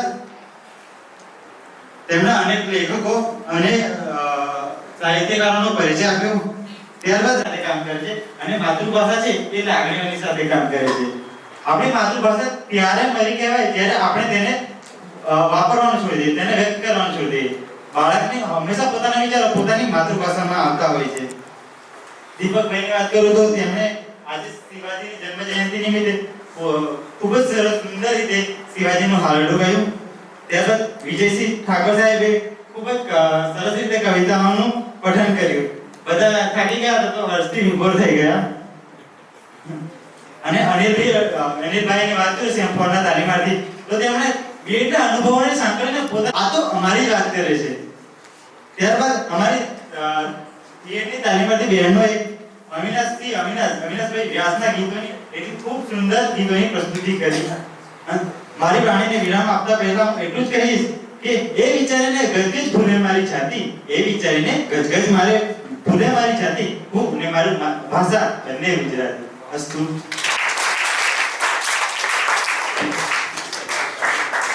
ખૂબ સરસ મનીષભાઈ. ઉપસ્થિત આદરણીય ગુરુજનો તેમજ મહેમાનશ્રીઓ અને મારા તાલીમાર્થીઓને માતૃભાષા મહોત્સવ નિમિત્તે આપ સૌનું હાર્દિક સ્વાગત છે. એનાથી પણ જો આપણી માતૃભાષાનો સંસ્કાર અને લાગણી છે, ગમે તેટલું આપણે ભણીએ અન્ય ભાષા પણ કહીએ તો આપણું ગુજરાતી માતૃભાષા છે. તેવી રીતે જીવન જીવીએ આપણે માતૃભાષામાં, સંસ્કાર અને આપણને માતૃભાષામાંથી મેળવાય છે. જેવી રીતના વૈભવે ઉમરાતી, મળી માતૃભાષા મને ગુજરાતી જેવા જ મહાન વિદ્વાનો એવા નિષ્ણાતો આવે ઉપસ્થિત છે. તો શ્રી ઉર્મી કોઠારી અને રાજસિંહ ગોસ્વામી એમને પણ માતૃભાષા નિમિત્તે આપણને માર્ગદર્શન આપ્યું છે. તેમને હું એક વાક્ય કહેવા માંગુ છું. તે મારી વાણીને વિરામ આપતા પહેલા હું કહું છું, જ્યાં જ્યાં વસે ગુજરાતી ત્યાં ત્યાં સદાકાળ ગુજરાત. અસ્તુ. ખૂબ સરસ. હવે હું આપણા આજના કાર્યક્રમના અધ્યક્ષ શ્રી આપણા આચાર્ય સાહેબ શ્રી પરેશભાઈ સાહેબને વિનંતી કરીશ કે તેઓ આવશે અધ્યક્ષ શ્રી ઉદ્બોધન કરશે. સાહેબ માફ કરશો, આપનો લગભગ સમય અમે લઈ લીધો છે.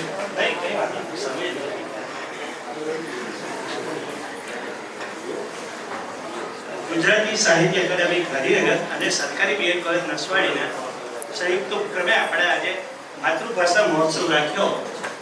પણ આ મહોત્સવ 19 અને 21 આપણે 21 તારીખે માતૃભાષા દિવસ ઉજવવો જોઈએ એવું આજે મને લાગ્યું. સૌથી પહેલા તો તમને માતૃભાષા દિવસની શુભેચ્છાઓ. આજના કાર્યક્રમની અંદર હું તમને મહત્વની વસ્તુ કહું કે ત્રિરંગી કાર્યક્રમ થયો આપણો. ઘણો સરસ કાર્યક્રમ થયો. એમાં ત્રિરંગી એટલા માટે કે આપણને 3 વક્તાઓ મહત્વના, એક પુરુષ કોઠારી સર, રાજ ગોસ્વામી સર, અને ત્રીજા કવિ રાજ આપણા ડીએમ ઠાકોર સર, વિજયસિંહ જેને આપણે ઓળખીએ. આ 3 વક્તાનો ત્રિરંગ થયો. સાથે સાથે વક્તવ્યમાં પણ 3 રંગ જોવા મળે. એક હાસ્યરસ પ્રતિલાલ જાણવા મળ્યું, સાથે બીજો રસ કાવ્ય રસ થયો, અને ત્રીજો રસ ડિજિટલ રસ નો એઆઈ. હવે એક વસ્તુ આપણે તમને ધ્યાન દોરું છું, આ સમયને સાચવવાનો છે. મુક્ત જે ટાઈમ છે, સમય છે, એ આપણો છે, જમાનો આપણો છે. ગુજરાતી જ હોય છે. જે સંવાદ આવશે ગુજરાતી આવવાનો, આપણે ટાઈપ કરીએ ગુજરાતી આવવાનો. તો માતૃભાષાનો એક અનોખો આનંદ છે. આપણે વાંચીએ ગુજરાતીમાં, સમજીએ ગુજરાતીમાં, લખીએ ગુજરાતીમાં. મારા તો એવા કિસ્સા જાણવા મળેલા છે કે મારા પોતાના ઘરમાં મારા કાકાના છોકરા બધા કેનેડા છે. જ્ઞાન અને નવું શીખશો તો પણ આપણે શીખીશું. એની પણ જરૂર છે. તો એ બંનેને બેલેન્સ કરો, સમતુલાની એક જરૂર છે. ભૌતિક વિજ્ઞાન, આધ્યાત્મિક, આ બંનેની સમતુલાની જરૂર છે. તો ત્યાં આ સમયને પણ આપણે બેલેન્સ કરવાનું કરીએ. સાથે સાથે થોડો હજુ એક ચોથો રસ રહી ગયો છે, ભૂખ રસ. સરસ કાર્યક્રમને માણ્યો. વિદ્યાર્થીઓ પણ આજે સરસ રંગબેરંગી કપડાં પહેરીને આવ્યા છે. એ રિંગવાર રસ છે. ભાઈઓ સફેદ ગુજરાતી ગીતો, ગરમ મસાલેદાર ખાટી મીઠી વાનગી, એ ગાયન મારે સાંભળવું હતું, આવી ગયું યાર. છેલ્લે મારે બીજી રીતે એમ બંધ થઈ ગયું કે ગરમ મસાલેદાર ખાટી મીઠી વાનગી. તો એટલે વસ્તુ શું છે કે હવે સમયનો પડાવ હોય. દિવસની જોઈને તો મને એટલું સરસ લાગ્યા છે કે તમે લોકો આટલી શાંતિથી બેઠા, ઇન્ટરેસ્ટ લો છો, રસ લઈને કાર્યક્રમ આટલો સરસ. તો મારા જીવનમાં આ મારી પહેલી ક્ષણ આવી છે કે મને એવું થાય કે કાર્યક્રમ પણ અહીં મારો વક્તવ્ય પર હું વિરામ આપું છું. દરેક વસ્તુનું આપણે નક્કી કર્યું કે સમય મર્યાદા છે, એને ધ્યાનમાં રાખીએ. તમને બધા જોડે ખૂબ આનંદ. પ્રણવ સર ખાસ કરીને મારા સ્ટાફના પ્રાધ્યાપક મિત્રો છે બધા, પ્રજ્ઞેશ સર, સાથે અમારા અલ્પેશભાઈ સર, આ બધાએ ખૂબ સહકાર આપ્યો. તમારો બધાનો સહકાર રહ્યો. તમારો ઇન્ટરેસ્ટ જ બતાવે છે, જે તમે રહ્યા છો એ જ બતાવે છે કે તમે ખરા હૃદયથી કામ કર્યું છે, એનો આ પુરાવો છે. તો મને ખૂબ આનંદ થયો. સાથે સાથે માતૃભાષાના આપણે માણી એટલે એક ખૂબ મહત્વનો દિવસ આજે મારા માટે થયો છે. યાદગાર રહેશે મને. નમસ્કાર.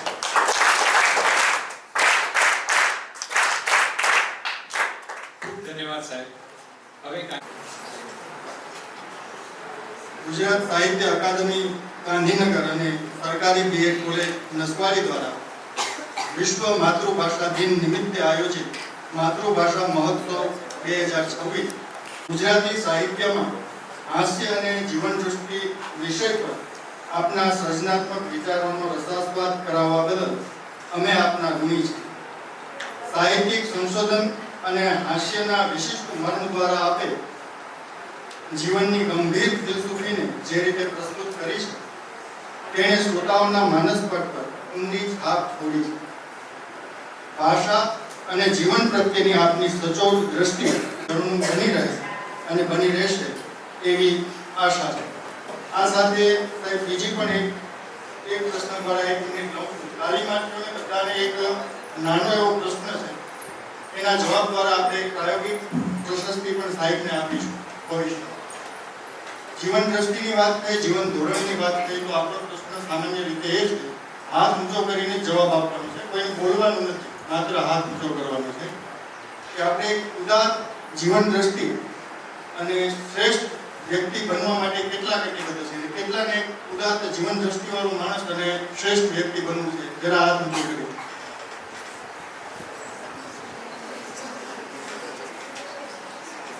ચલો રાખી. કોઠારી સાહેબને સમજવા માટે આવા કોઈ પણ પ્રશ્નના જવાબમાં જ્યારે એક પણ હાથ ઊંચો ન થાય એવી સ્થિતિ આપણી બને ત્યારે સાચા અર્થમાં આપણે એને પ્રશસ્તિ આપી એવું કહેવાય. ધન્યવાદ.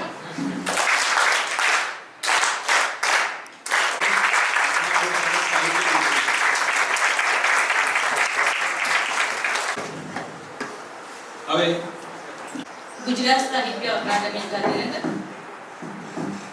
વિશ્વ માતૃભાષા દિન નિમિત્તે આયોજિત માતૃભાષા મહોત્સવ 2024 અંતર્ગત એઆઈ યુગમાં માતૃભાષાનું અસ્તિત્વ વિષય આપણે અનુભવીએ છીએ.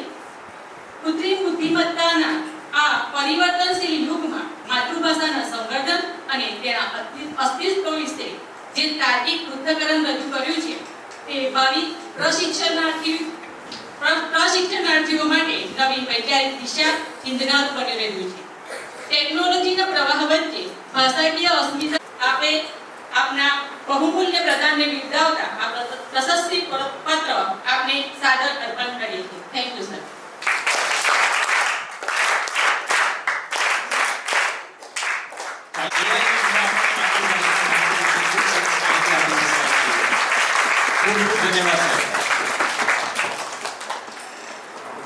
માતૃભાષા વિભેદ નમસ્તે. આજે મને આભાર વિધિ કરવાનો મોકો મળ્યો છે તે બદલ ગૌરવની લાગણી અનુભવું છું.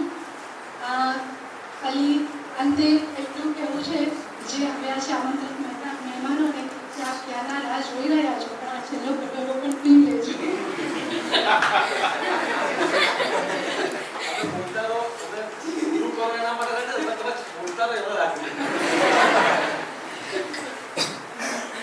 આ સુંદર આયોજનના પ્રેરક ગુજરાત સાહિત્ય અકાદમી, જેને માતૃભાષાનું સતત ચિંતન છે, સાહિત્યના સંસ્કૃત સાહિત્ય અકાદમી છે, ગુજરાતી સાહિત્ય અકાદમી છે, એ સાહિત્યના એમને ખરેખર એવા આયોજકો છે ભાગ્યેશ ઝા અને મહામાત્ર જયેન્દ્રસિંહ કે જેઓને ખરેખર ભાષાના વિકાસમાં રસ છે. એ ઘણી બધી ગ્રાન્ટ આપે છે અને એમાંથી માત્ર આપણી કોલેજમાં નહીં, ગુજરાતની દરેક કોલેજ છે, શાળા છે, મહાશાળાઓમાં આવા કાર્યક્રમો થઈ રહ્યા છે. તો આવા કાર્યક્રમો 3 વર્ષથી શરૂ કરાવનાર જે પ્રેરક છે એ પ્રેરકનો સૌથી પહેલાં તો અભિનંદનને પાત્ર છે. આ ક્ષણે આપણા બધા એમનો હું ખૂબ ખૂબ આભાર માનું છું. આપણને સરસ મજાનું આપણું સૌભાગ્ય છે કે આપણે આટલા સરસ જે પત્રકાર છે, વ્યંગકાર છે, બ્લોગર છે, ચિંતક છે, લેખક છે, અનુવાદક છે, એવા બે સુંદર જે છે એ આપણને અતિથિ મળ્યા છે, વક્તા મળ્યા છે. તો એ અતિથિને લાવનાર સંજયભાઈ અને મુખ્ય મહેમાનશ્રીઓનો હું આ સંસ્થા વતી હૃદયપૂર્વક આભાર માનું છું. કેટલી સરસ સરે ઉર્વિશભાઈએ વાત કરી, તો એમને સૌથી પહેલાં તો જ્યારે વાત કરતા હતા કે શું કરવું ન શું ન કરવું, તો એના દ્વારા મને સંસ્કૃત સાહિત્ય યાદ આવે કે શ્રેયસ અને પ્રેયસ એ આપણા જીવનમાં ખૂબ જરૂરી છે. એનાથી લઈ અને ધારયતિ ઇતિ ધર્મ, જે આપણે બોલીએ છીએ એ ધર્મ નથી, પણ આપણા જીવનમાં જે આચરણમાં મૂકીએ છીએ, જે ધારણ કરીએ છીએ, જે વિચારોને વ્યવહારોમાં અમલ કરીએ છીએ એ ધર્મ છે. એ આપણને સુંદર સમજાવ્યું. શિક્ષકની ભાષામાં જોઈએ તો જીવન દ્રષ્ટિ એ આપણો સામાન્ય ઉદ્દેશ્ય છે અને જીવન એ આપણો વિશિષ્ટ ઉદ્દેશ્ય છે. જો તમને સમજાવવું હોય તો આવી રીતે હું સમજાવી શકું કે તો સરસ સામાન્ય અને વિશિષ્ટ ઉદ્દેશ્યો સાથે જીવન અને જીવન દ્રષ્ટિની જે સંકલ્પના છે એ સાકાર કરી છે. આપનો ખૂબ ખૂબ આભાર સર. માતૃભાષાના મૂળ સાથે આધુનિકતાની પાસે આપણને સાહિત્યની યાત્રા કરાવનાર વિચારક શ્રી રાજગોસ્વામીનો પણ આ ક્ષણે હું આભાર માનું છું. તેમને એટલા બધા સુંદર સુંદર ઉદાહરણો આપ્યા અને આપણી જૂની કહેવતો જે આપણે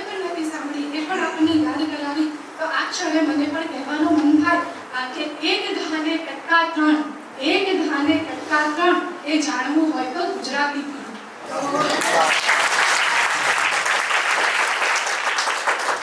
અતિથિ વિશેષ કવિ અને પ્રાધ્યાપક શ્રી ડોક્ટર વિજયશ્રી ઠાકોર એમને પણ આપણને ખૂબ સુંદર ઉદાહરણો આપ્યા.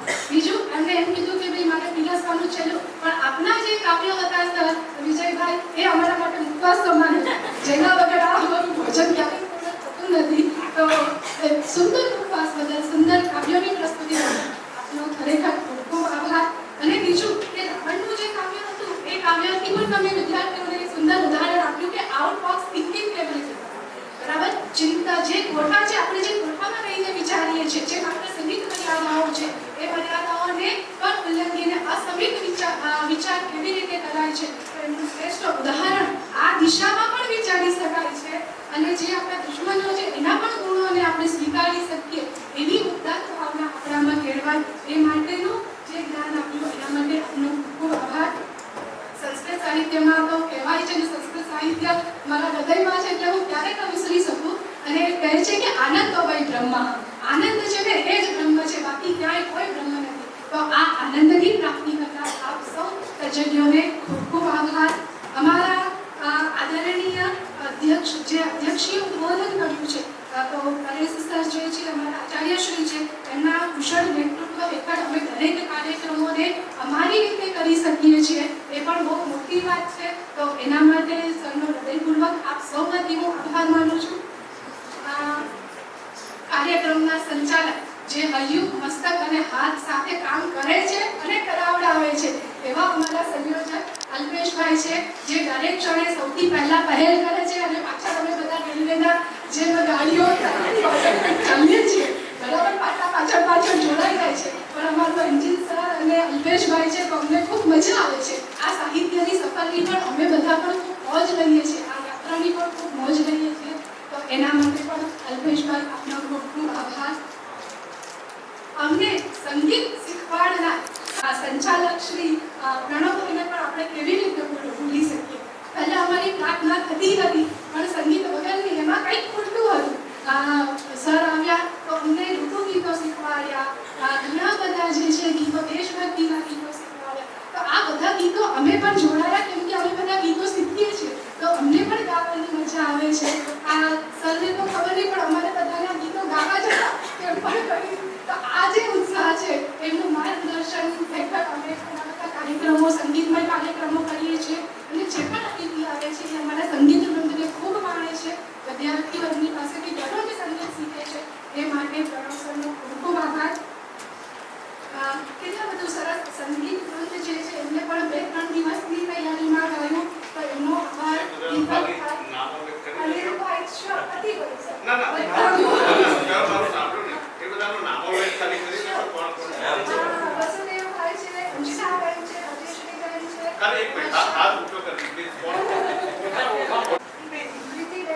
અને પૂજા અને વર્ષા અને ટ્વિંકલ એનો ખૂબ ખૂબ આભાર છે.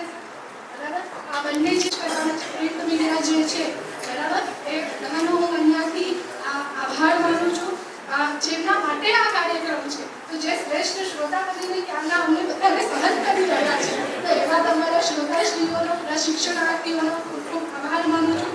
લલિતભાઈ અને રૂપેશભાઈ આ બધી વ્યવસ્થામાં અમારી સાથે રહ્યા છે, એમનો પણ ખૂબ આભાર માનું છું. અને એકતા કમિટીની સાથે રહીએ છીએ એટલે સંખ્યા શક્તિ અલૌકિક ના દર્શન સાથે, એમના જીવન દર્શન સાથે કામ કરી રહ્યા છીએ.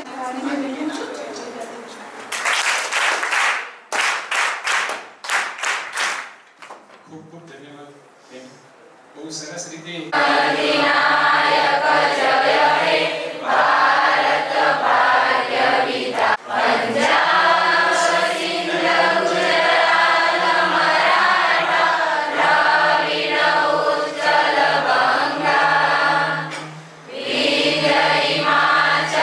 યમુના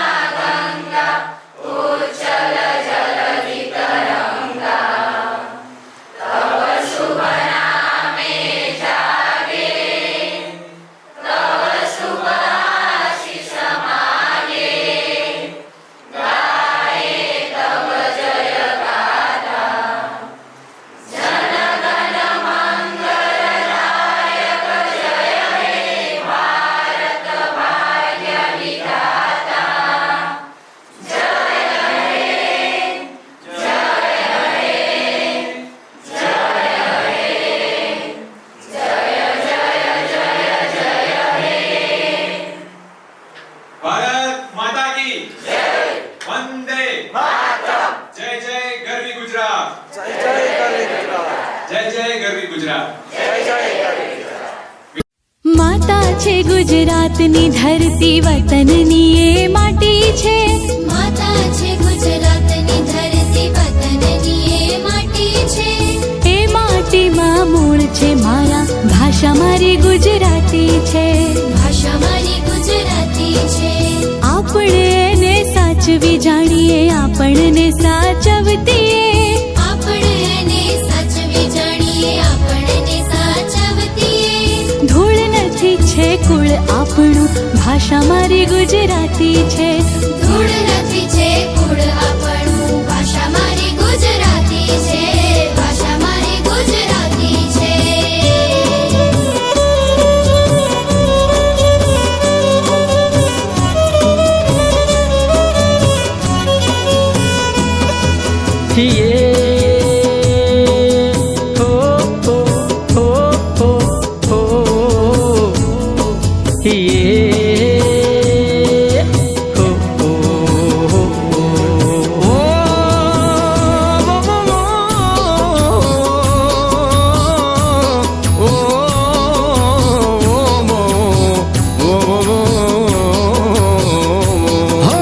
મીઠા બોલા ગુજરાતી અમે, હો હો.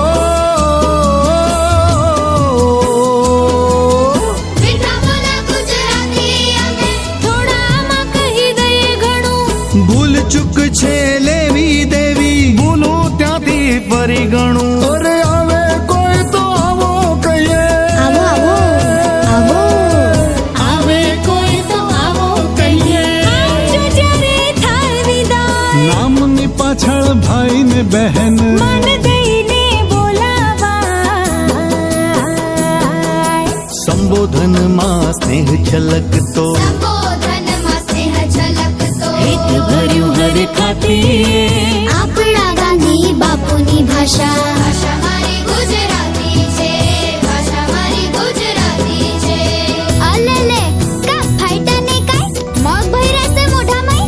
હું પૂછું અલે ચોના દેર ચોથી આયા ને ચો હેડ્યા. ના સમજો તો હુટીમાં કેવું હરીના તમે છો કઈ ના. અચો અચો પા કચ્છી માડું મીઠા માડું, રંગ ગજબ છે બોલીના. બાર ગાઉએ બોલી બદલે,